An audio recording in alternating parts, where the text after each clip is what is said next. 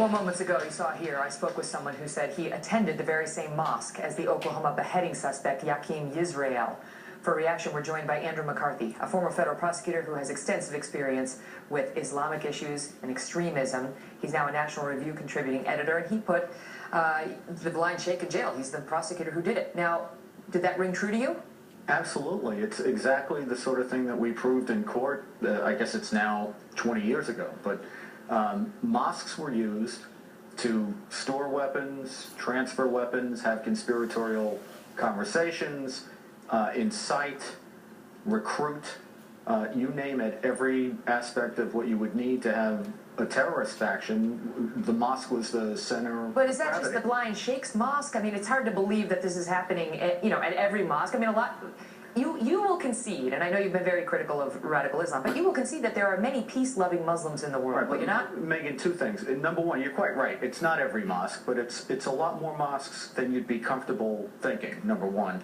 And number two, there's a big divide between the doctrine and the mosque.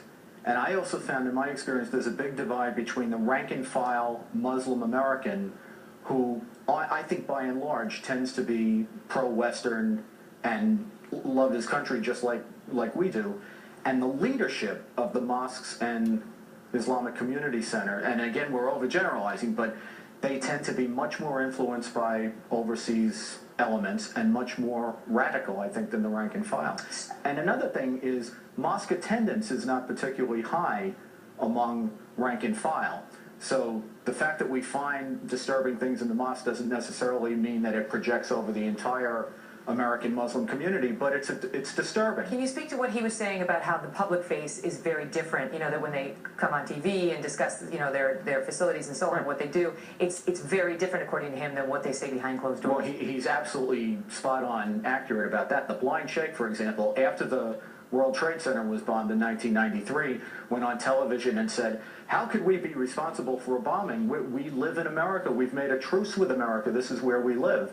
And then, of course, he'd go back to the mosque when, when the people he was concerned about weren't listening in, and he would incite, and he'd try to push them to do more, and he'd try to get to the bottom of what informants might have given up the guys who had been arrested. It's unbelievable. Completely Janus-based. All right, I want to get to a column you wrote this week talking about the president's use of the term Khorasan to discuss this group that we, bombed. In addition to bombing ISIS, we bombed this group that he's calling Khorasan. And people said, who? Who did we bomb? And you say, don't believe a word, we bombed Al-Qaeda. Right. It is Al-Qaeda. Khorasan is nothing more, if it's even this, it was an advisory group around the leadership of Al-Qaeda. And it has some heavy-duty terrorists. Why not just call it Al-Qaeda?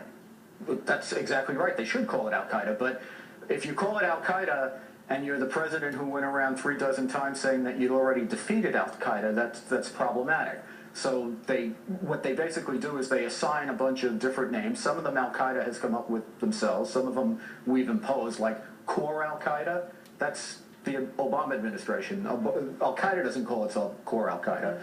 And what they do is they miniaturize the enemy and miniaturize the threat by saying it's a bunch of small parochial units that aren't really connected by anything that we could call Islamic or an overarching ideology. But you say they had to do that in part because those 5 Muslim nations that are fighting with us over there, they're fine bombing ISIS, but they don't want to bomb Al-Qaeda. Right. Well, Khorasan is actually, when they got sent to Syria, they're with Al-Qaeda's franchise in Syria, which is al-Nusra.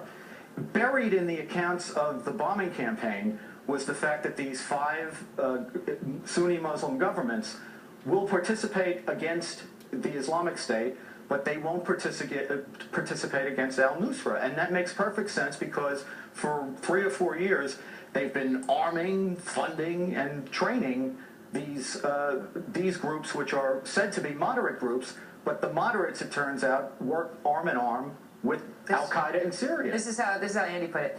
What a totally messed up strategy. We're partnering on the ground with moderates, whose main allies are Al-Qaeda, which we've been at war with for 13 years, and which we're now bombing because it's plotting imminent attacks against the U.S. That about sums it up. It does sum it up, unfortunately. Andy McCarthy.